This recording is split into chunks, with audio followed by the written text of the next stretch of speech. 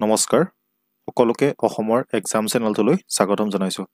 আজি আমি মেথছৰ ওপৰত এটা মক টেষ্ট লৈ আহিছো যেটো আপোনালোকে মডেল পেপাৰ হিচাপেও ল'ব পাৰে বা মক টেষ্ট হিচাপেও ল'ব পাৰে ইয়াত যিখিনি কোৱেশ্চন ইনক্লুড কৰা হৈছে গুটেখিনি এক্সাম ওৰিয়েন্টেড কোৱেশ্চন হয় আৰু প্ৰিভিয়াস ইয়েৰ কোৱেশ্চনৰ ওপৰত ভিত্তি কৰি এইখিনি কোৱেশ্চন প্ৰস্তুত কৰা হৈছে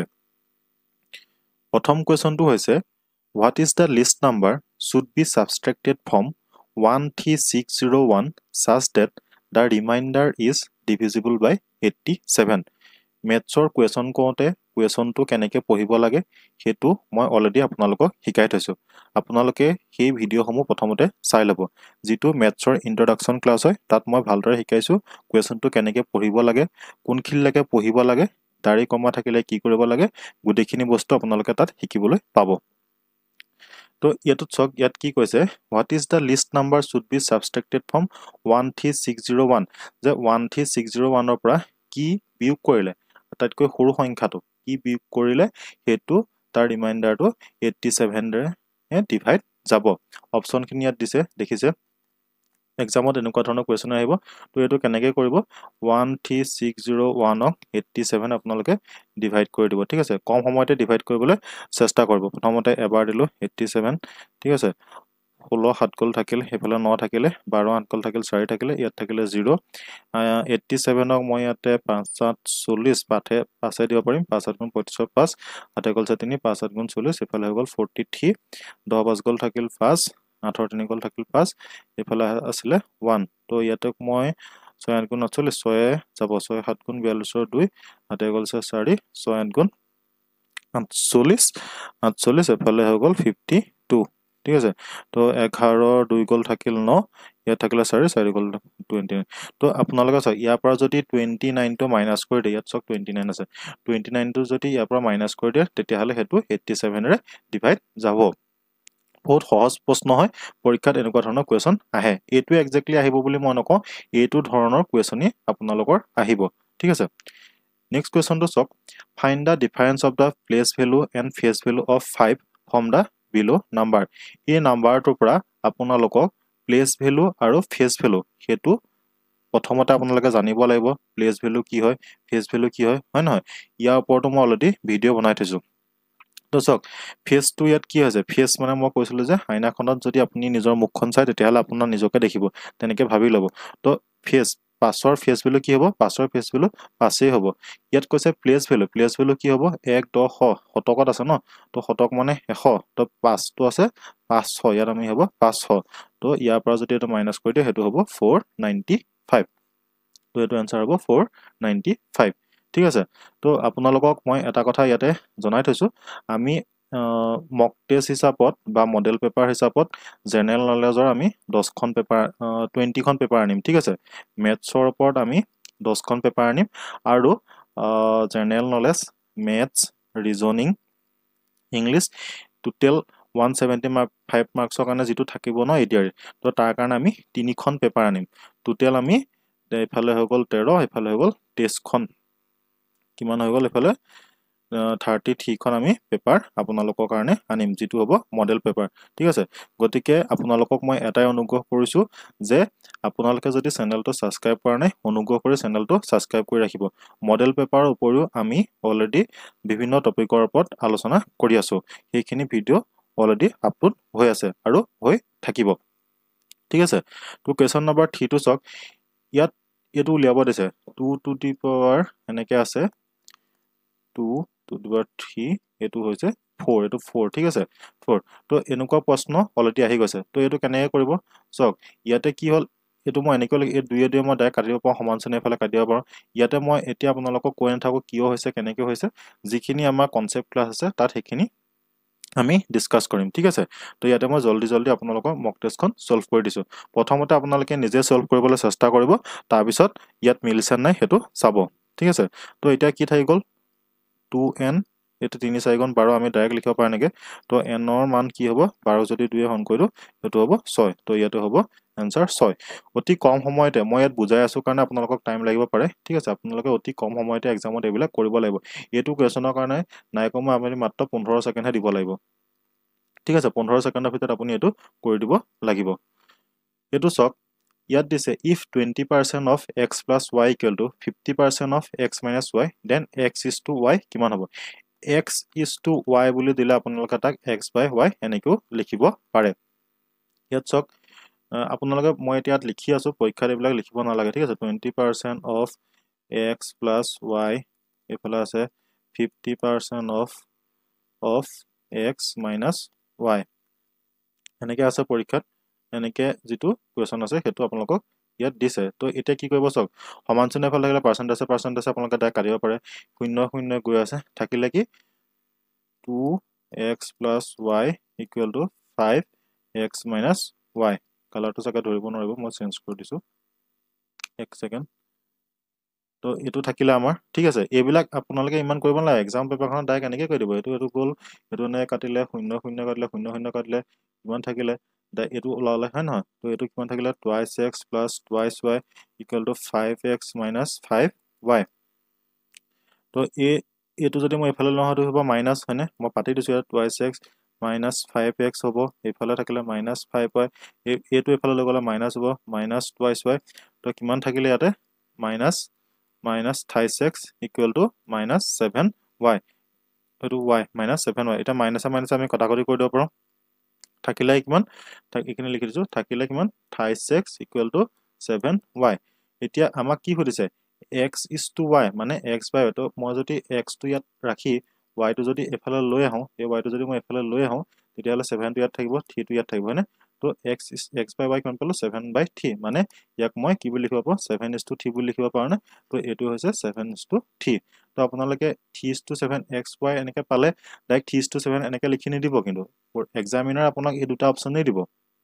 বুজি পাইছেনে আপোনালোকে অংকটো কৰি পাই গল বলে ঠাইছে এখিলৈকে শুদ্ধই কৰিলে কিন্তু এইখিনি পা এই স্টেপটোলে আহিব বুজি পাইছে এই স্টেপটোলে যদি নাহে তেতিয়া হলে আপোনালোকৰ কিন্তু গুটেটো ভুল হৈ যাব মই ভালকৈ এড কৰি দিছো চক এবাৰ প্ৰথমতে কি কৰিব পাৰ্চেন্টেজে সমান চিহ্ন যদি এফালে সব সমান চিহ্নটো আছে না এটা পাৰ্চেন্টেজে প্ৰথমতে কেনসেল গল এই শূন্য কেনসেল গল থাকিলে কিমান আমাৰ twice x plus y equal to 5x minus y ঠিক আছে এটো ভাঙি দিলে কি হ'ব twice x plus twice y equal to 5x minus 5y হ'বনে তো এই যদি x টো মই এফালে লৈ আহো তেতিয়া হলে এটো কি হ'ব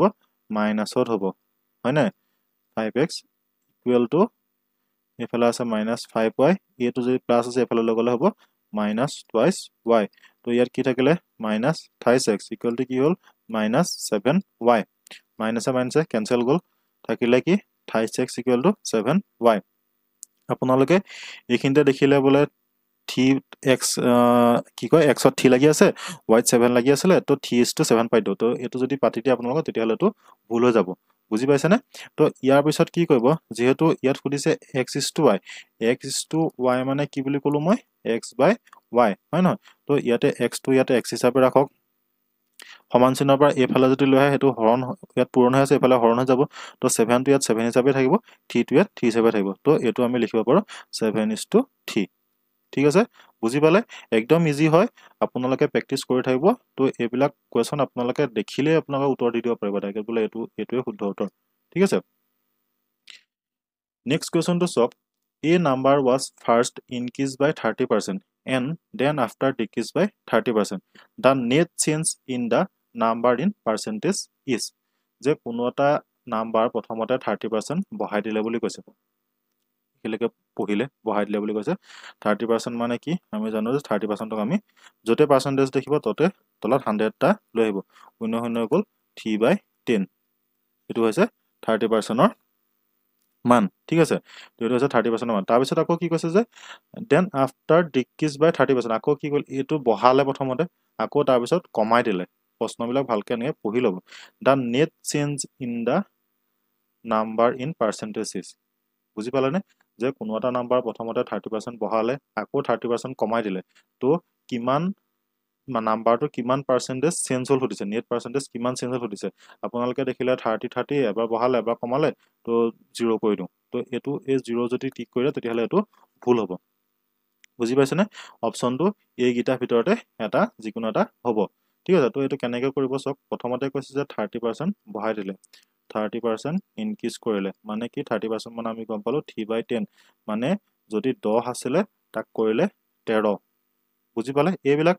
মই পাৰ্চেন্টেজৰ ক্লাছত আপোনালোকক শিকাম ঠিক আছে আপোনালোকৰ যেহেতু এটো মক টেষ্ট মই লৈ আহিছো এটা মডেল পেপাৰ কেনেকুৱানো পেপাৰ আহিব সেই বিষয়ে জনাবৰ কাৰণে মই লৈ আহিছো গতিকে ইয়াতে এনেকৈ সহজভাৱে শিকি লওক যেতিয়া পাৰ্চেন্টেজৰ ক্লাছ মই আৰম্ভ কৰা নাই যেতিয়া মই আৰম্ভ কৰিম এইবিলাক এটা এটাকে আপোনালোকে জীৱনত কেতিয়াও নাপাহৰাকে মই এটা এটাকে আপোনালোকক শিকাই দিম ঠিক আছে তো এটো জক 30% ইয়াত কৈছে 30% ডিক্ৰিজ হল 30% ডিক্ৰিজ হল 30% মানে 3/10 মানে 10 ৰ পৰা কি হল 10 ৰ পৰা যদি 3 কমি যায় তো কিমান থাকিব 7 এতিয়া যদি আমি এটো পূৰণ কৰো এফালে হৈ গল 100 এফালে হৈ গল 3 7 গুণ 21 1 এফালে থাকিলে 2 7 গুণ 7 91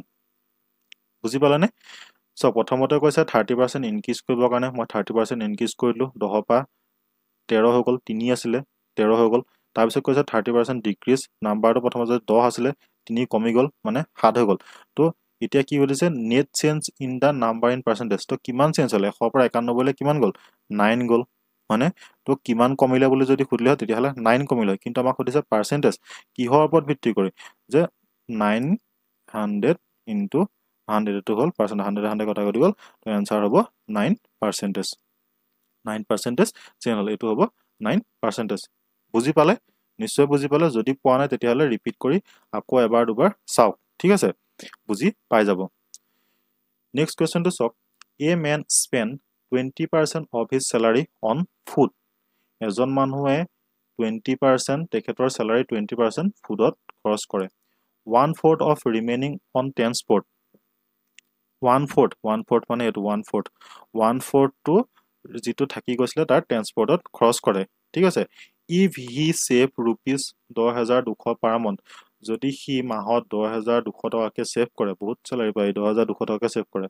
which is equal to half the balance after spending on food and transport his monthly salary is তেখেতৰ monthly salary কিমান খুদিছে একদম সহজ চাব মই কেনে কৰিম প্ৰথমতে কৈছে a man spend 20% of his salary on food 20% মানে কেনেকৈ লিখিব পাৰিম 20% মানে তলত 100 এনেকৈ লিখি দিব আপোনালোকৰ এখন চাৰ্ট থাকে ঠিক আছে 20% মানে কিমান 25% মানে কিমান ঠিক আছে 10% মানে কিমান এই চাৰ্টখনৰ আপোনালোকে মনত ৰাখিবলৈ চেষ্টা কৰিব মই যেতিয়া পাৰ্চেন্টেজ ক্লাস কৰিম তাতে মই চাৰ্টখন আপোনালোকক দি দিম 20% আমি ডাইৰেক্ট 1/5 বুলি লিখিব পাৰো বুজি পালে তো মানুহজনে কি কলে a man spend 20% of his salary যদি তেখেতে 5 টকা স্যালাৰি পাইছিলে ঠিক আছে এটকা তেখেতে কিহত খৰচ কৰিলে ফুডত খৰচ কৰিলে থাকি গল কিমান 4 টকা থাকি গল এনেকে লিখিব এটো মই জনেকে লিখিছো ঠিক আছে এটো হৈছে তেখেতৰ ইনকাম আৰু এটো হৈছে তেখেতৰ এক্সপেন্স বুজি পালে ইয়াত কৈছে ন a man spend 20% of his salary মানে দৰমহাৰ 20% তেখেতে কি কৰিলে ফুডত খৰচ কৰিলে a man spend 20% of his salary on food বুজি পালে salary 20% ফুডত খৰচ কৰে salary যদি 5 টকা হয় এটকা এটা তেখেতে ফুডত খৰচ কৰিছে তো তেখেতৰ হাতত থাকি গল কিমান 4 টকা বুজি পালে তাৰ পিছত কৈছে 1/4 of remaining on transport 1/4 1/4 মানে 1/4 তো 4 ভাগৰ এভাগ তেখেতে খৰচ কৰিলে কিহত ট্ৰান্সপৰ্টত থাকিল কে টকা তেখেতৰ লগত 3 টকা থাকিলে ন 4 পৰা 1 গলে 3 থাকিব এটো হল তেখেতৰ হিসাবটো তো এটো মই এনেকৈ কৰিম ঠিক আছে এটো এনেকৈ কৰিলে 4 5 20 4 3 গুণ 12 বা আপোনালোকে এনেকৈ ডাইৰেক্ট কাটিও দিব পাৰে ঠিক আছে এনেকৈ এফালে কাটিব পাৰিব এনেকৈ কাটিব নোৱাৰে এটো এনেকৈ কাটি দিব পাৰে ঠিক আছে তো ইয়াতে কিমান পালো 4 3 গুণ 12 এই 12 মানটো কিমান দিছে দেখে এটোটো সেভিং হৈ গল ন তেখেতৰ 5 টকাত এটকাটো খৰচ কৰিলে হয় না টকা খৰচ কৰিলে গুছি গলে টকা থাকিলে কে টকা 4 টকা মানে 4 টকাটো তেখেতৰ সেভিংস আৰু ইফালে কি কৰিলে 1/4 ট্ৰান্সপৰ্টত খৰচ কৰে এটকাটোহে খৰচ কৰে 3 টকাটো থাকি গল তো তেখেতৰ if he save rupees 10200 তো এটো তেখেতৰ সেভ হল তো 12 টকাৰ মানটো ইয়াত কিমান দিছে 10200 12 টকাৰ মানটো দিছে 10200 তো ইয়াৰ পৰা ইয়ালে কিমান বেছি তো এটো হ'ব 850 মানে 10200 যদি 12 হৰণ কৰে তেতিয়ালে 850 হ'ব তো এফালটো মই হিমানেই বনাব লাগিব 850 কাৰণ এটো আপোনালোকৰ কি হল পাৰ্চেন্টেজত আছে এফালো যদি মই 850 কৰি দিও 850 পূৰণ কৰি দিও তেতিয়ালে আপোনালোকৰ এটো ওলাব 17000 বুজি পালে বুজি পাইছে নিশ্চয় ঠিক আছে মই বুজি পাইছে বুলি আপোনালোকে ধৰি লৈছো এতিয়া ওলালে 17000 মানে এটো হৈছে তেখেতৰ স্যালাৰি হিচাপত ওলাই আছে 17000 কিন্তু এটোৱে জানো আপোনাক সুধিছে এটো সোধা নাই এটো হৈছে হাফ টু হে ঠিক আছে এটো কৈছে ন which is equal to half the balance এটো তেখেতৰ হাফ এমাউন্ট হে এটো 17000 ইয়াত 17000 অপচন আছে যদি এটো টিক কৰি ইমানখিনি কৰি পেলাই যদি এটো টিক কৰি থোৱা হয় তেতিয়াহলে এটো আপোনাৰ ভুল হ'ব কাৰণ কোৱেশ্চনটোত আপোনালোকে এটো সোধা নাই ইয়াৰ মান এটো হৈছে হাফ মান তো এটো মই ফুল কৰিবলৈ কি কৰিব লাগিব এটো যেটো হাফ মান তো ফুল কৰিবলৈ মই ইয়াক কি কৰিব লাগিব 2 এটা পূৰণ কৰি দিব লাগিব 2 পূৰণ কৰিলে কিমান হ'ব 7 দুগুণ 14 4 ইফালে হৈ গ'ল 330,000 টকা তেখেতৰ হৈ গ'ল স্যালাৰি বুজি পালে ইজি হয় বহুত আপোনালোকে এইবিলাক ভালকে চাব ঠিক আছে পৰীক্ষাত অলৰেডি আহি গৈছে বহুতবাৰ এনেকুৱা কোৱেশ্চন আহিছে আৰু ভৱিষ্যতলৈ আপোনালোকৰ এনেকুৱা ধৰণৰ কোৱেশ্চন আহি থাকিব ঠিক আছে নেক্সট কোৱেশ্চনটো চাওক নেক্সট কোৱেশ্চনটো আপোনাক সুধিছে a man purchased 2 fan for rupees 2160 এজন মানুহে দুখন ফেন কিনি আনিলে 2160 টকাত ঠিক আছে by selling one fan at a profit of 15% and the other at a loss of 9% he neither gains full stop আপোনালোকে ৰখি যাব ঠিক আছে a man purchased 2 fan for 2160 এজন মানুহে দুখন ফেন কিনি আনিলে 2160 কোনখনত কিমান টকা লৈছে আমাক কোৱা উল্লেখ কৰি দিয়া নাই ঠিক আছে তাপা কৈছে এটোটো কিনে তাৰছত তেখেতে বিকিলেহি এখন ফেন বিকিলে কিমান 15% প্ৰফিটত বিকিলে বুলি কৈছে এখন ফেন বিকিলে তেখেতে 15% প্ৰফিটত বিকিলে এন্ড আদাৰ এটে লছ অফ 9% আৰু ইখন বিকিলে আপোনাৰ 9% লছত বিকিলে হি নাইডাৰ গেইনছ nor এটো nor losses in the whole transaction গুটে ট্ৰানজাকশনটো তেখেতৰ লাভ লোকসান একো নহল মানে কি হল সমান হল তো মানে 15% আৰু 9% টো সমান হল বুলি কৈছে the cost price of the fans respectively তো cost price cp টো খুদিছে আপোনালোকক কিমান দামত ফেন দুখন কিনিছিলে খুদিছে আমাক ফেন দুখনৰ দামটো এক্সট্ৰাকে ওলাব লাগিব আমি ইয়াবা ওলাব পাৰিম হয় না নহয় চক আপোনালোকে এটো যদি মই কলো হয় যে এখন ফেন 2000 মানে দুখন ফেন কিনি আনিছে 2160 টকা এখনৰ দাম যদি 2000 টকা হয় ইখনৰ দাম কিমান হ'ব তেতিয়া হলে আপোনালোকে কি কৰিব ডাইৰেক্ট মাইনাস কৰি দিব হয়নে 160 ইখনৰ দাম হ'ব কিন্তু ইয়াত আপোনালোকক উল্লেখ কৰি দিয়া নাই দুখনৰ দাম তো এখনৰ দাম যদি মই 2160 ঠিক আছে ইখনৰ দাম যদি মই x বুলি ধৰি লওঁ এখনৰ দাম যদি মই x বুলি ধৰি লওঁ ইখনৰ দাম কিমান হ'ব 2160 - x হ'বনে হয় না নহয় বুজি পাইছা ন দুখন ফেন দিয়া আছে এখনৰ দাম যদি মই x টকা বুলি ধৰি লওঁ ইখনৰ দাম হ'ব 2160 - x বুজি পাইছা ন ইয়াৰ পৰা এটো x টো মাইনাস কৰিলে ইখনৰ দাম ওলাই যাব তো ইয়াতো মই এটা তেনেকৈ কৰিম চাব হা কেনে কৰিছে কিনে মহাই লৈছো আৰু এক সেকেন্ড সো দুখন ফেন কিনি আনিছে 2160 এখনৰ দাম যদি মই x এখনৰ দাম যদি মই x বুলি ধৰো ইখনৰ দাম কিমান হ'ব 2160 পৰা x ৰ দামটো বিক কৰিলে ইখনৰ দাম ওলাই যাব এখন হৈছে 1 নম্বৰ ফেন এখন হৈছে 2 নম্বৰ ফেন এতিয়া কৈছে যে by selling one fan at a profit of 15 ধৰি ললো x নম্বৰ যিখন ফেন আছিল x টকাৰ যিখন ফেন হেখন 15% তেখেতৰ লাভ হল 15% of x ইয়াতে লাভ হল x দামৰ যিখন ফেন আনিছিলে তাত 15% তেখেতৰ লাভ হল আৰু ইখনত তেখেতৰ 9% লোকসান হল বুলি ধৰি লৈছো 2160 - x যেটো এখন ফেনৰ দাম ইখন ফেনৰ দাম ঠিক আছে তো 15x এই 15% এনেকৈ কটাকটি কৰি দিব পাৰে ততে মই দেখাই দিছো আপোনাক 1500 এফালে হৈ গল x এফালে হৈ গল আপোনাৰ কি 9/100 হলে এফালে 2160 - x হৈ গল এই 100 আপোনালোকে ডাইৰেক্ট কটাকটি কৰি দিয়ক ইমান মাথা মাৰি থাকিব নালাগে বিলাক তো 15x ইকুৱেল টু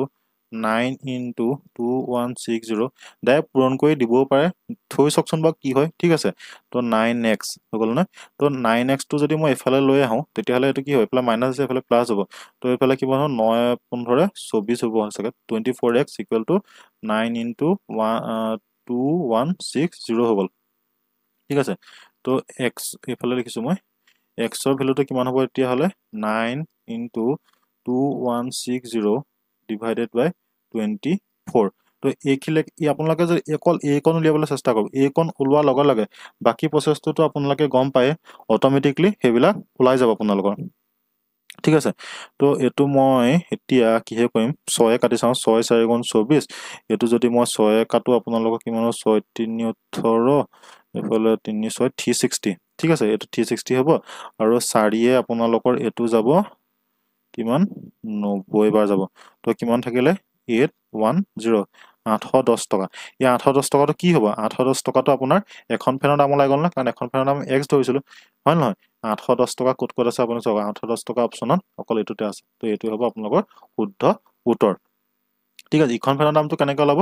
2160 পৰা ইখন মাইনাস কৰিব তেতিয়ালে 1350 টকা ওলাব এটো হ'ব আপোনালোকৰ শুদ্ধ উত্তৰ বুজি পালে নিশ্চয় বুজি পাইছে চাগে চক একদম সিম্পল কথা আপোনাক যদি কয় যে আপুনি 100 টকা দি এটা বস্তু দুটা বস্তু আনিলে এটাৰ দাম যদি 50 টকা হয় ইটোৰ দাম কিমান আপোনাক প্ৰথমতে হেতুৱে কৈছে যে 100 টকা দি আপুনি দুটা বস্তু আনিলে এটাৰ দাম যদি 50 টকা ইটোৰ দাম কিমান আপোনাক কি কৰিব ডাইৰেক্ট 50 টকা এপা বিক কৰি দিব থাকিব কিমান ইটোৰ দাম হ'ব 50 টকা হয় নহয় ইয়াতো সিম্পল একটা কথা যে দুখন ফেন কিনি আনিলে 2160 টকা এখনৰ দাম যদি মই x বুলি ধৰো ইখনৰ দাম আপোনালোকে অটোমেটিকলি এই মূল যেটো মূলধন আছিল ইয়াৰ পৰা এটো বিক কৰি দিম ন 2160 - x হ'ব ইখনৰ দাম তো এখনত 15% আপোনালোকৰ লাভ হল বুলি কৈছে ইখনত কি কৈছে 9% লোকসান হল বুলি কৈছে আৰু গোটেই ট্ৰানজাকচনটো তেখেতৰ লাভ হোৱা নাই লোকসান মানে দুটা বস্তু সমান হৈছে তো এইখিলৈকে যদি আপোনাৰ ওলাই যাব তো এইখিনি কাটকুট কৰি আপোনালোকে এটো ইজিলি উলিয়াই দিব পাৰিব ঠিক আছে নেক্সট কোৱেশ্চনটো চক একদম easy question what should be added to minus t so as to get plus t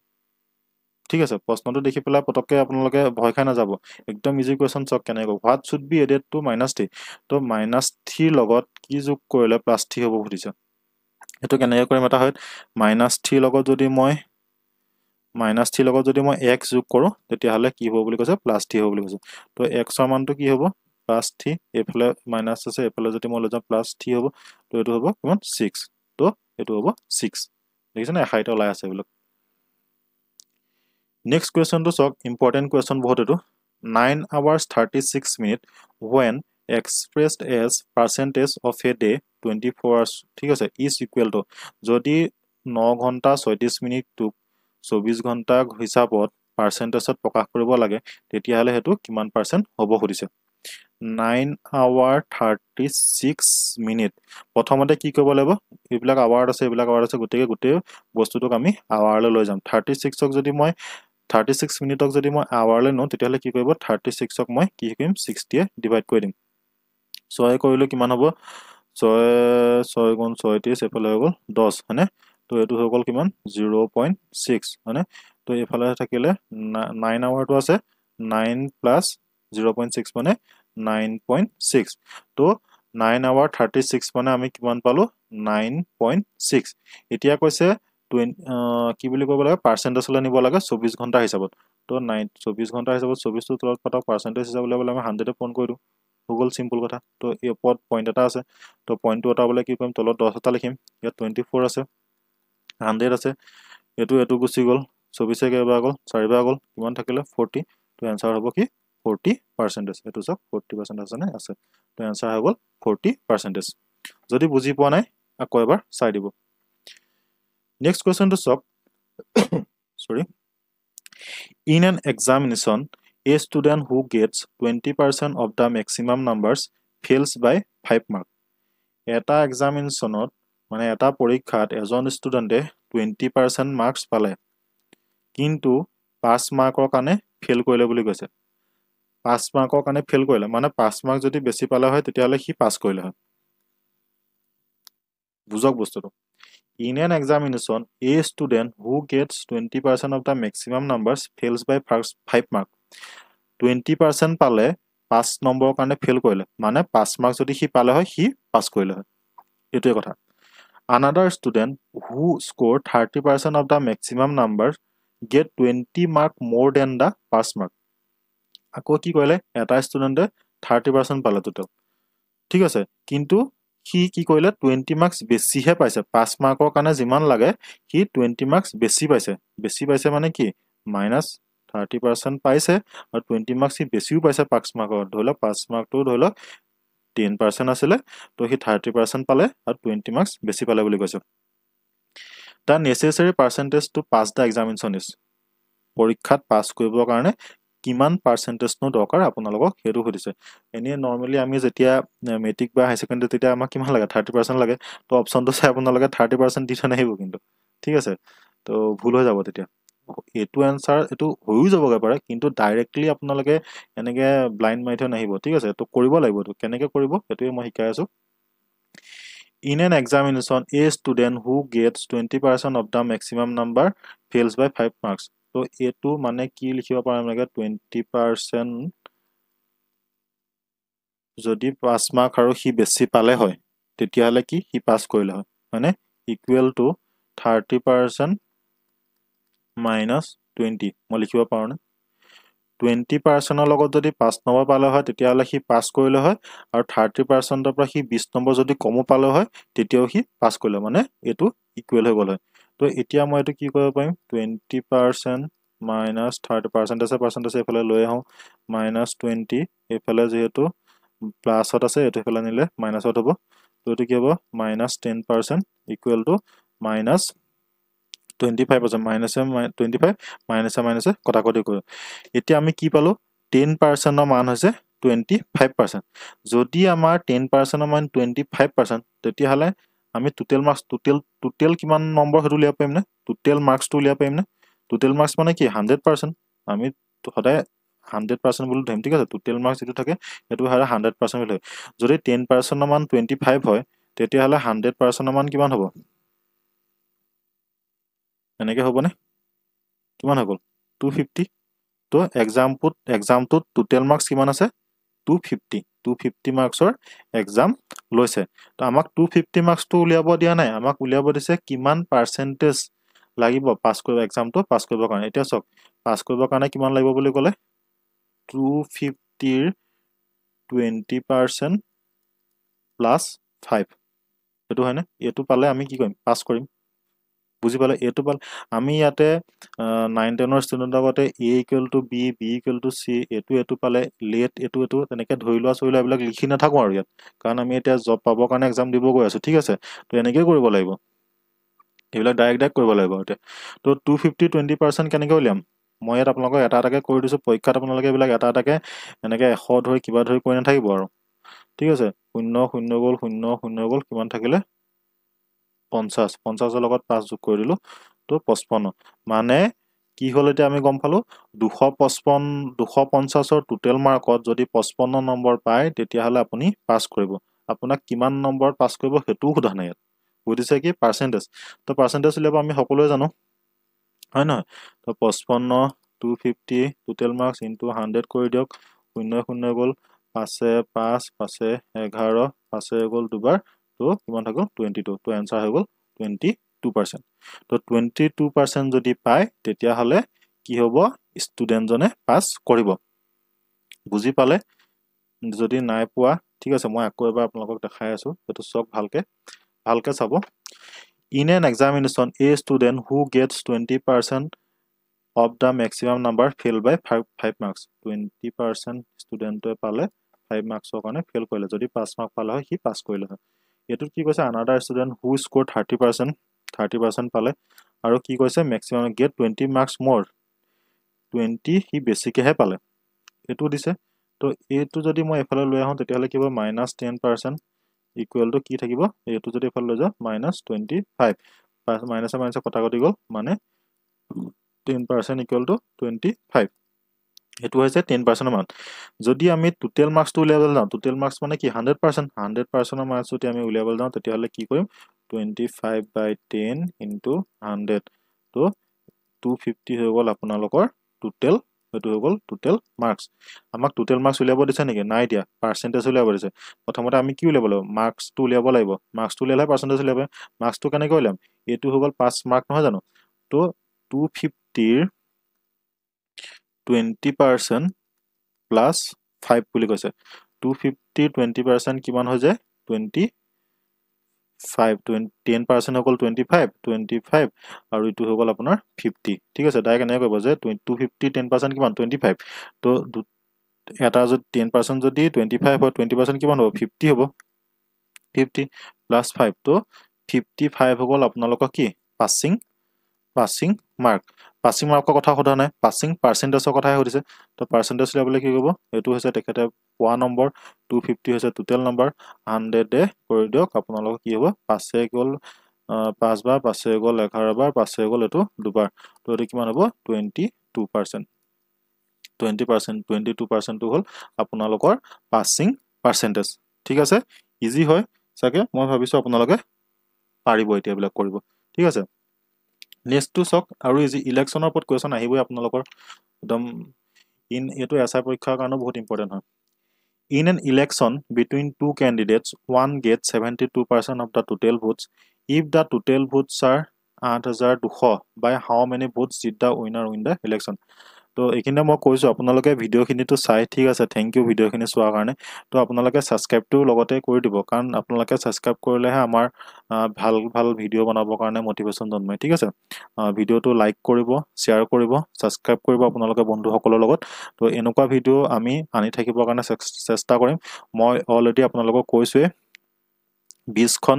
general নলেজৰ ওপৰত আপোনালোকৰ মক টেষ্ট আনিম। ঠিক আছে, 10খন মেথছৰ ওপৰত আনিম, আৰু 3খন কি কৰিম, গোটেইখিনি ছাবজেক্ট মিলাই পেলাই 175 মাৰ্কছৰ কাৰণে, মানে 100টা কুৱেশ্যনৰ 3খন পেপাৰ আপোনালোকৰ কাৰণে মই লৈ আহিম। আৰু চাব, তাৰ পৰা আপোনালোকৰ এক্সামত নাই কমেও 20টামান হ'লেও আপোনালোকৰ, 20টা নহয় মেক্সিমাম কুৱেশ্যনে আপোনালোকৰ কমন পৰি যাব। কাৰণ জিকে ক্ষেত্ৰত কি হয়, অপশ্যনখিনি চাই পিনি আপোনালোকে কেনেকৈ কাৰেক্ট এনচাৰ টিক কৰিব পাৰে সেইটো মই আপোনালোকক শিকাম। ঠিক আছে, তো এইটো চাওক, ইন এন ইলেকশ্যনৰ ক্ষেত্ৰত এটা বস্তু চাব, এটা থাকিব ফাৰ্ষ্ট, এটা থাকিব মানে জিকিব, হয় নহয়, এটা হাৰিব, আৰু এটা থাকিব টোটেল ভোট। এই বস্তুকেইটা ভালকৈ মন কৰিব। যদি ইলেকশ্যনৰ ক্ষেত্ৰত ধৰি লওক টোটেল ভোটটো আমি সদায় 100% বুলি ধৰিম, যিটো টোটেল ভোট হ'ব সেইটো 100% ধৰিম। ৰিজেক্ট নহ'লে, ৰিজেক্ট হোৱা কুৱেশ্যনো মই শিকাম, বহুত কিছুমান ৰিজেক্ট হয় ন, সেইবিলাকো মই শিকাম আপোনালোকক। ঠিক আছে, চিন্তা কৰিব নালাগে। তো এনেকুৱা ধৰণৰ এইটো যেতিয়া কুৱেশ্যন, এনেকুৱা ধৰণৰ কুৱেশ্যনত আমি সদায় টোটেল ভোটটো 100% বুলি ধৰিম। ঠিক আছে, 100%ত কোনোবা এটাই যদি 60% পায়, কোনোবা এটাই 40% পাব, হয় নহয়। তো কিমানত হাৰিব, 20%ত হাৰিব, হয় নহয়, মানে 20% বেছি পালে, বুজি পালে ন। তো এইটো কুৱেশ্যন চাওক, এইটো কুৱেশ্যনত আপোনালোকৰ সেই কনচেপ্টটো ক্লিয়াৰ হৈ যাব। In an election between two candidates, one gets 72% of the total vote. 72% total vote পাইছে বুলি কৈছে। 72% যেতিয়া টোটেল ভোট পাইছে, তো মই কি ক'লোঁ, টোটেল ভোট মই 100 বুলি ধৰি লৈছোঁ। 100 যেতিয়া টোটেল ভোট হয়, তো 100ৰ 72টা তেখেতে পাইছে। তো ৰিমেইনিং কেইটা থাকি গ'ল, 10 গ'ল থাকিল 8, 9 7 গ'ল থাকিল 2। তো ইটোৱে কিমান পালে, 28% পালে।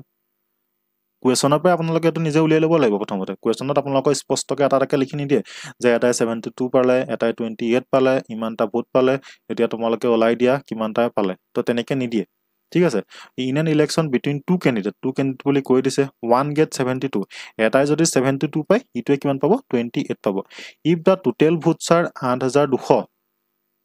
by how many votes did the winner win the election? Total votes are 8,200, মানে 100%ৰ যিটো মান সেইটো আমাক দিয়া আছে কিমান, 8,200 বুলি আমাক দিয়া আছে। এতিয়া সুধিছে how many votes did the winner win the election, কিমানটা ভোটত উইনাৰটো জিকিলে। তো এটা যদি 72 পায়, ইটোৱে 28 পায়, তো ইয়াৰ পৰা উইনাৰতে কিমান পায়, আমি যিটো ডিফাৰেঞ্চ হয় সেইটোৱেতো পাব ন। তো 12 8 গ'ল থাকিল 4, 6 2 গ'ল থাকিল 4, মানে 44%। 44% জিকিছে। এটাই যদি 72 পায়, এটাই যদি 28 পায়, সিহঁত দুটাৰ ডিফাৰেঞ্চটোতো এটা জিকিব। তো 44%ত কি জিকিছে। তো আমাক এই প্ৰশ্নটোত 44%ৰ মানটোকে উলিয়াব দিছে, বুজি পালে ন। মানে 8,200ৰ যদি 44%ৰ মানটো আমি উলিয়াই দিওঁ, সেইটোৱে হ'ব আপোনাৰ এনচাৰ। তো কি হ'ব, 8,200, এইটো গ'ল আপোনাৰ 100, এইটো হৈ গ'ল 44। 44 গুচি গ'ল, এইফালে আপোনাৰ 82 আৰু 44, এইটো আপোনালোকে যদি কৰে তেতিয়াহ'লে হ'ব 4 2 9 8, ক'ৰবাত আছে নে 8, এইটো লাষ্টত এইটো আছে। তো এইটোৱে হ'ব আপোনালোকৰ শুদ্ধ উত্তৰ, বুজি পালে। নেক্সটটো চাওক, একদম easy question. If A is to B equal to 2:3, A is to B equal to 2:3, and B is to C equal to 4:5, then C is to A. C is to A মান আপোনালোকক উলিয়াব দিছে। আপোনালোকে ইয়াতে চাব দেই, C মান 5, মানে A মান 2, তো ইয়াত ক'ৰবাত অপশ্যন থাকিব চাগে, 5 আৰু 2 আছেনে, 5 আৰু 2 নাই, বাচি গ'ল। যদি ইয়াতো 5 আৰু 2 থাকিলে আপোনালোকে মেক্সিমামে 5:2 লিখি দিলে, কাৰণ এইফালে c মান 5 লিখিছে এফালে a মান 2 দেখিছে তো তেনেকৈ নহয় এবিলাক ঠিক আছে প্ৰথমতে কি কৰিব ইয়াত a b c তিনটা দি আছে a b c তিনটা এনেকৈ লিখি ল'ব a b c লিখি ল'ব ইয়াত কৈছে a is to b মান কিমান 2 is to 3 ইয়াত 2 is to 3 এনেকৈ লিখি দিব 2 3 এনেকৈ লিখি দিব is to এইবিলাক দিব পাৰে নিদিব পাৰে আপোনালোকৰ নিজৰ কথা b is to c মান দিছে 4 is to 5 তো ইয়াত b তলত 4 লিখিলে ইয়াত লিখিলে 5 এতিয়া কি কৰিব এটো চাওক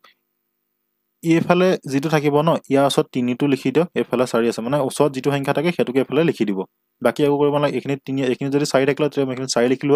এখিনি 6 থকা এখিনি মই 6 লিখিলো এখিনি 3 আছে গতিকে এখিনি 3 লিখিলো এখিনি 4 আছে গতিকে এখিনি 4 লিখিলো ঠিক আছে তো এটো পূৰণ কৰি দিওক 5 3 গুণ 15 4 3 গুণ 12 4 2 গুণ 8 তো ইয়াত পালো কিমান c মান পালো 15 আৰু a মান পালো 8 15 is to 8 কবাত আছে না এটো তো 15 is to 8 হল আপোনালোকৰ শুদ্ধ উত্তৰ ঠিক আছে 30 number question to solve. Ram stored rupees 35 in the form of 1 rupee coin and 50 paisa coin in the ratio of 2 is to 3. The number of 50 paisa coins are. Rame ki koile enukata bason asile tate ki korise total 35 toka rakhile ki onupat eto ki aru 50 paisa ki onupat rakhise 2 is to 3 onupat rakhile ঠিক আছে তো আমাক প্ৰশ্নটো খুদিছে যে ইয়াত 50 পইচা coin কেটা আছে the number of 50 paisa coins are ঠিক আছে তো সক এটো একদম ইজি হয় প্ৰথমতে ৰাখিছে কি 2 is to 3 অনুপাতত ৰাখিছে 2 is to 3 অনুপাতত এনেকৈ লিখিব 2 is to 3 twice x এটো হৈ গল twice x এটকিয়া এটো হৈ গল 50 ভালকৈ লিখিছো মই হ্যান্ডৰাইটিং টো ভাল নহয় বুলি আপোনালোকে জানি ঠিক আছে তো সক এটো হৈছে এটকিয়া 1 rupee এটো হৈ গৈছে 50 পইচা ঠিক আছে 50 পইচাটো এনেকৈ লিখিব পাৰে 5 পইণ্ট লিখি দিছো তো এটো ৰাখিছে twice x অনুপাতত এটো ৰাখিছে তেখেতে 28 x অনুপাতত ৰামে 35 টকাটো এনেকৈ ৰাখিছে যে 1 rupee 1 টকা আৰু 50 পইচা হিচাপত আৰু যেটো ৰাখিছে 2 is to 3 ঠিক আছে আমাক এই 28 x মানটোকে উলিয়াব দিছে যে 50 পইচা কইন্স কিমান হ'ব বুজি পালে তো আমি এতিয়া এটো কি কৰিম এটকিয়া ৰাখিছে twice x হলনে প্লাস 50 পইচা ৰাখিছে 28 x টা টোটাল কেটা হৈছে টোটাল কিমান হৈছে 35 টকা বুজি পালানে এটা বাসনত এটকিয়া twice x টা আছে বুলি কৈছে আৰু 50 পইচা 30 x টা আছে বুলি কৈছে টোটাল হৈছে 35 টা এই বস্তুখন সজাই লওক আপোনালোকৰ আনসাৰ আহি গল এতিয়া 50 পইচাটো যেহেতু এটক 50 পইচা আছে না মই এখানে পইণ্ট লিখি দিছো কাৰণে হয় আহি যায় না twice x plus 5 3 গুণ 15 দুটাৰ আগত আছে 1.50 হ'ব 0 দশমিকৰ পিছত 0 বিলাক দিয়া নিদিয়া একে কথা দিলু একো নাই নিদিলু একো নাই ঠিক আছে তো এটো হ'ল 35 তো এটো কি লিখিব পাৰো আপোনালোকে দশমিকৰ পূৰণ কৰিব জানে না 1.5 ইফালে যদি দশমিকৰ পিছত এই 0 টো যিমান বহাই থাকে একো লাভ নাই 0 থকাক নথকা একো লাভ নাই ঠিক আছে এটো কিমান 3.5 তো 3.5x = 35 হ'ল হনে তো x সমান কিমান হ'ব পদ আছে 35 তলত আছে 3.5 3 এই পইণ্টটো উঠাবলৈ ওপৰত কি কৰিম 10 টা দিম তো 35 পইচা কেনসেল হ'ল থাকিলে কিমান 10 তো এই 10 টো আপোনালোকৰ আনসাৰ নেকি 10 টো ইয়াত নাই বা 10 টো আপোনালোকৰ আনসাৰ নহয় আপোনালোকৰ এতিয়া আমি কি পালো এই x সমানটো পালো x সমান 10 এতিয়া 50 পইচা কেটা আছিল 28x তো 3 লগত 10 টো পূৰণ কৰি দিও 30 তো এটো হ'ব এই 30 টো হৈ গল আপোনালোকৰ আনসাৰ বুজি পালে তো এক্সামত এনেকুৱা কোৱেশ্চন অলৰেডি কিন্তু আহি গৈছে Next question to solve. In a college union, there are 48 students. Eta college union on 48 John student আছে বুলি কৈছে studentৰ লৰা ছোৱালী যিকোনো থাকিব পাৰে ঠিক আছে the ratio to the numbers of boys to the numbers of girls is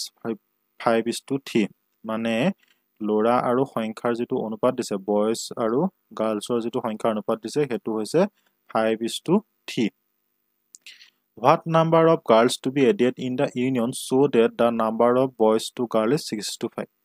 কিমান ছোৱালী যোগ হ'ব লাগিব যে the boys আৰু girlsৰ অনুপাতটো 6:5 হয় বুজি পাইছে একদম সহজ কোৱেশ্চন হয় এবিলাক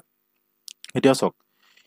প্ৰথমতে কি ক'লে 48 টা ষ্টুডেন্ট আছে অনুপাতটো কিমান দিলে আমাক 5:3 তো এটো মই 5x আৰু 30x বুলি লিখিব পানে তো এই দুটা যদি মই যোগ কৰি দিও এটোটো যেহেতু boys আৰু girls আছে ন ষ্টুডেন্ট বুলি কৈছে তো এটো হ'ব আপোনাৰ 8x 8x মান কিমান হৈ দিছে 48 তো x ৰ মান কিমান হৈ গ'ল আপোনাৰ 6 হয়নে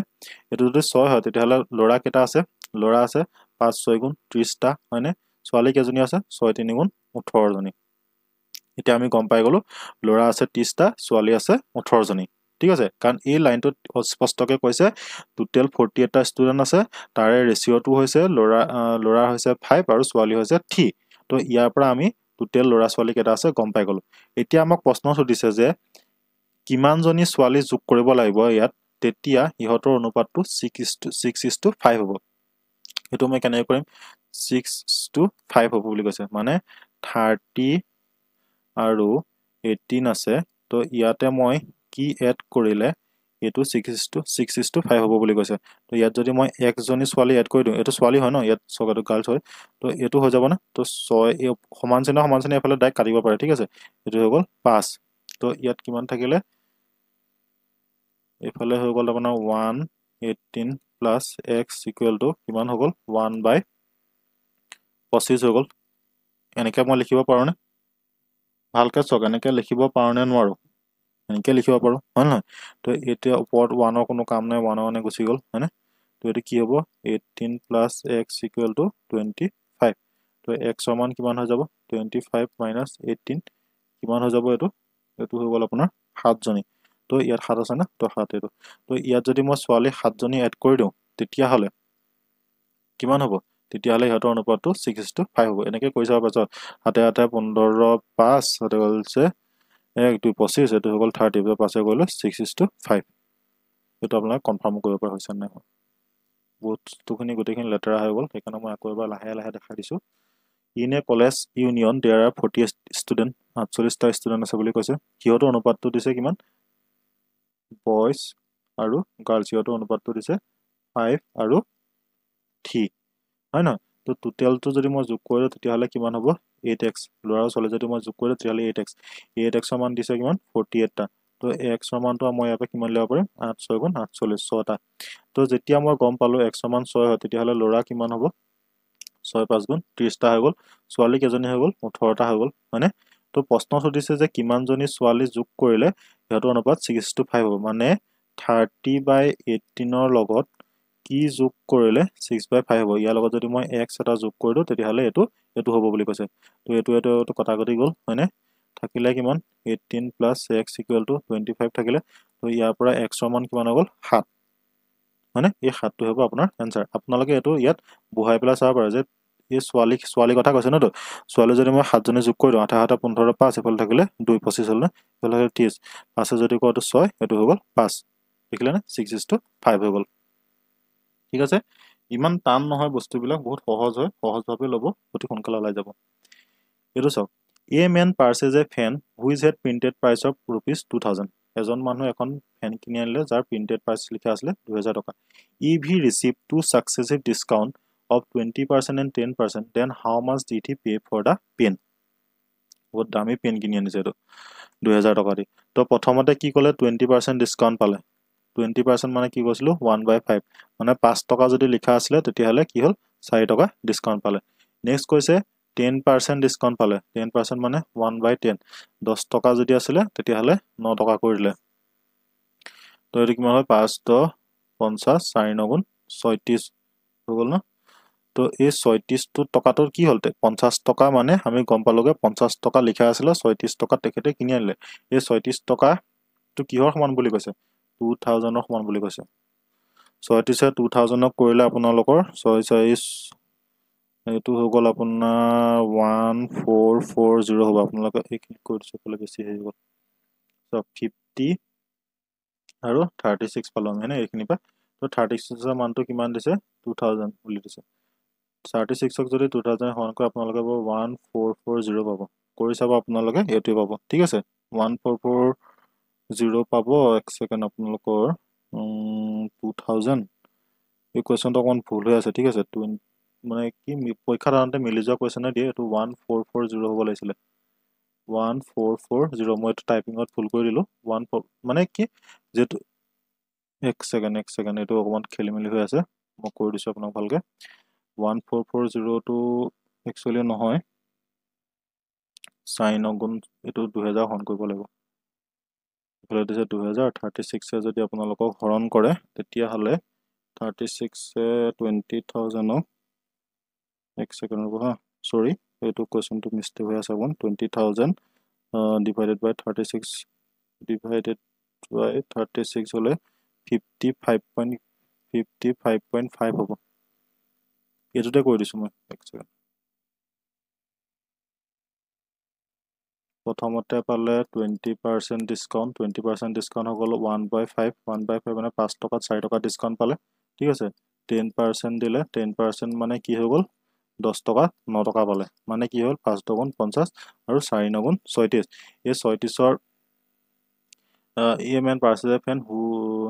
is at printed price of 2000 এই printed এটো বলিছে এই printed price টো মান আছে 2000 টকা ঠিক আছে দেই এই প্ৰশ্নটো পঢ়া ভুল গৈছিল মই এটো মানে কিনাটো পঢ়ি গৈছিল printed price ৰ মান আছে 2000 টকা মানে কি এটো 00 এটো গল এটো হৈ গল 40 ঠিক আছে তো এটো যদি এটো 40 এ কৰি দিলে এটো হ'ব 1440 তো এটো হ'ব আপোনালোকৰ শুদ্ধ সৰি পঢ়া ভুল হৈছিল মোৰ তেনেকে আপোনালোকে ভালকে পঢ়ি লব পৰীক্ষাত নহলে মিষ্টেক হ'ব এই man purchase a fan whose had printed price of 2000 টকা এই 50 টকাটো মান এই 50 টকাটো আছিল প্ৰিন্টেড প্ৰাইস যেটো মান দিছে 2000 টকা ঠিক আছে তো তেখেতে কি কৰিলে প্ৰথমতে মানুহজনে যিজনে বিকিছিলে তেখেতে প্ৰথমতে তেখেতক 20% ডিসকাউন্ট দিলে 20% মানে যদি 5 টকা লিখা আছিল তেতিয়া হলে 1 টকা ডিসকাউন্ট দিলে মানে 5 টকাত তেখেতে 4 টকা ললে ঠিক আছে নেক্সট টুত কৈছে 10% আকৌ দিলে মানে 10 টকাত 9 টকা ললে বুজি পালে তো টোটাল এটা আমি পূৰণ কৰি দিলো 50 টকা হৈ গল প্ৰিন্টেড প্ৰাইস আৰু 50 টকা যদি প্ৰিন্টেড প্ৰাইস হয় কিমানত কিনিলে 36 টকাত কিনিলে ইয়াত প্ৰিন্টেড প্ৰাইসটোহে দিছে ঠিক আছে প্ৰিন্টেড প্ৰাইসটো কিমান হৈ যায় 2000 টকা বুজি পালে 2000 টকা প্ৰিন্টেড প্ৰাইস তো ইয়াৰ পৰা ইয়াৰ ডিফাৰেন্সটো কিমান 40 ডিফাৰেন্স হোৱা জগা লাগে 36 অফ 40 পূৰণ কৰি দিয়ক 1440 হ'ব আপোনালোকৰ correct answer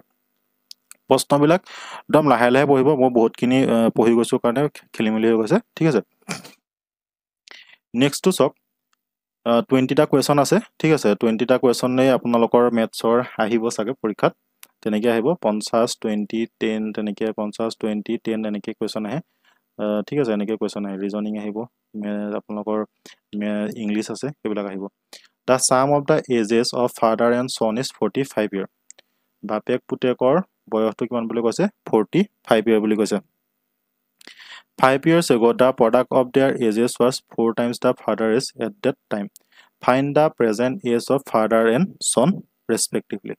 The sum of the ages of father and son is 45 years. যদি মই date upৰ to x বুলি ধৰো sonৰ to যদি মই y বুলি ধৰো তেতিয়ালে কি কৈছে sum ইহঁতৰ sum to কিমান হ'ব বুলি কৈছে 45 হ'ব বুলি কৈছে প্ৰথম লাইনটো ক্লিয়াৰ হৈ গল এনেকৈ এটা লাইন কে কমপ্লিট কৰি হ'ব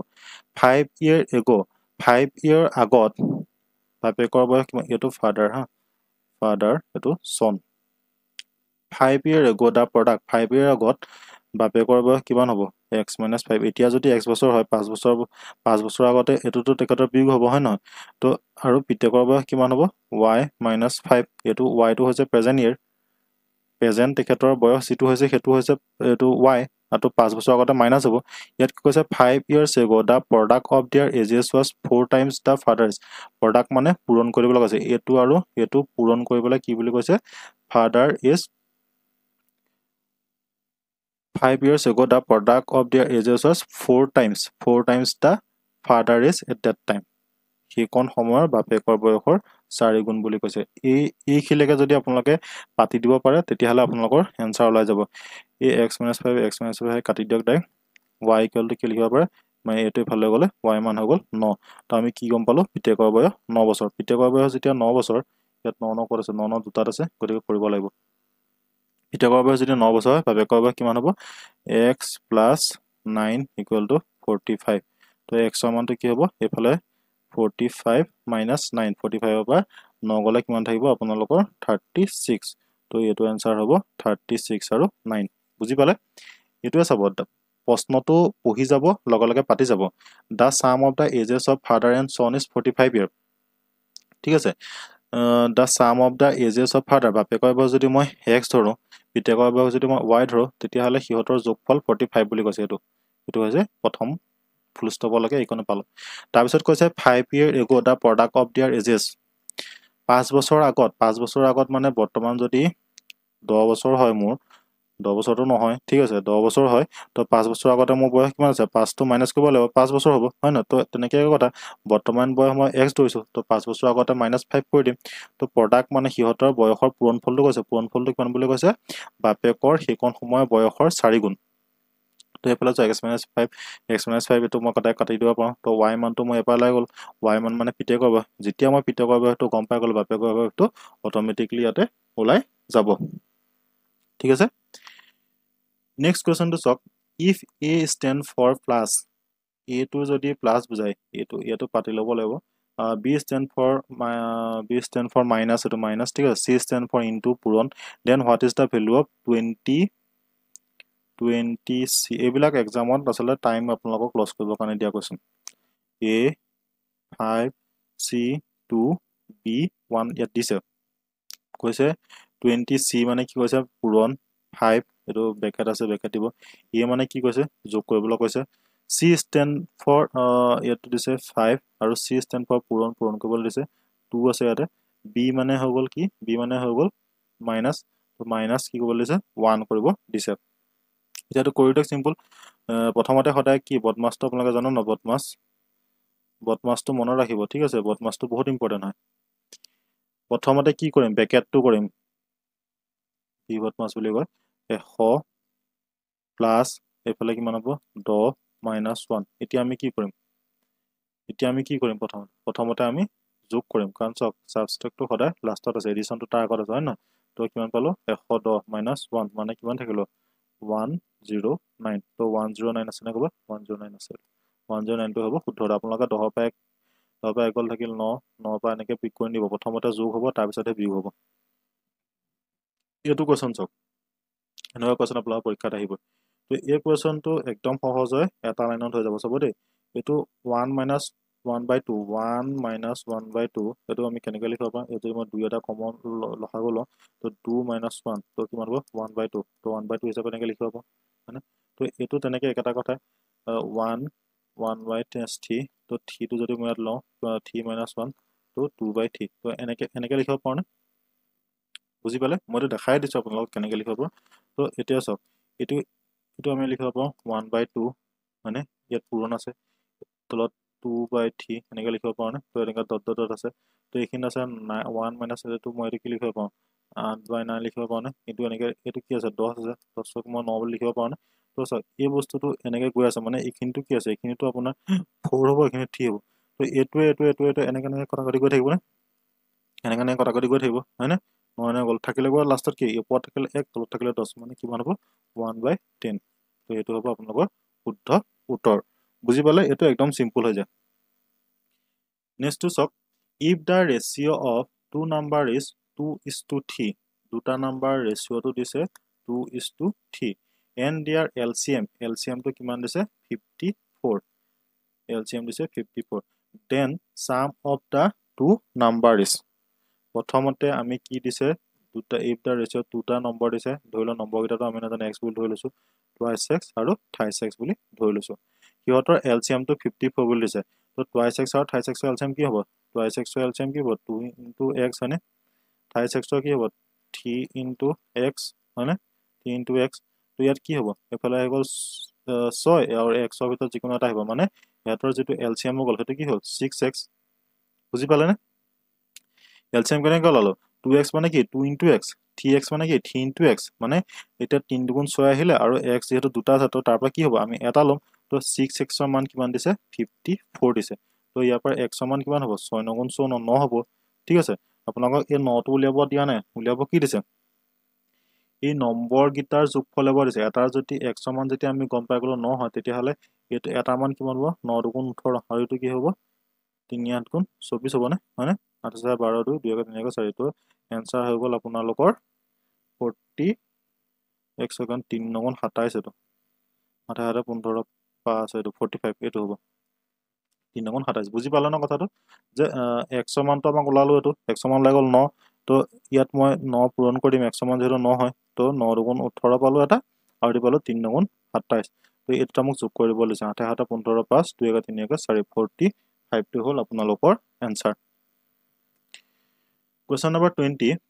A train 100 meter long is running at the speed of 30 kilometer per hour. The time in second in which it will pass a man standing near the railway line. কিমান সময়ত পাৰ হৈ যাব খুজিছে so তাৰ আগতে মই এটা কথা কৈ দিছো আপোনালোকক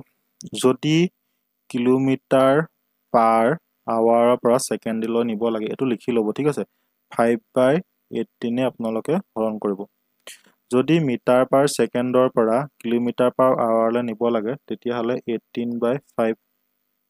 এ হৰণ কৰিব এইগিটা বস্তু ভালকে টেবুলৰ মুখত লিখি লব